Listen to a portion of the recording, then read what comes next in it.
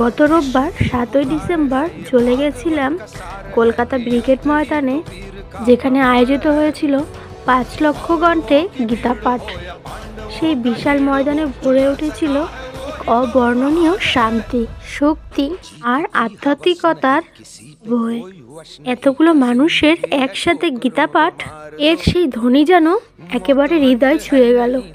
মুহূর্তটা শুধু চোখে দেখার নয়, মনে অনুভব করার মতো।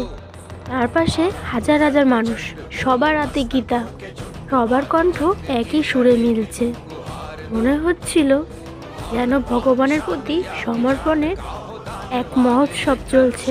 এমন আধ্যাত্মিক পরিবেশে দাঁড়িয়ে নিজেকেও ধন্য মনে হয়েছে জীবনে যতই কষ্ট আসুক, ধর্ম আর শুভ পথ আমাদের শেষ পর্যন্ত ঠিকই পথ দেখায়। এই দিনের স্মৃতি আমার কাছে যেন এক আশীর্বাদ, বিশ্বাস আর ইতিবাচকতায় ভরে নিলাম।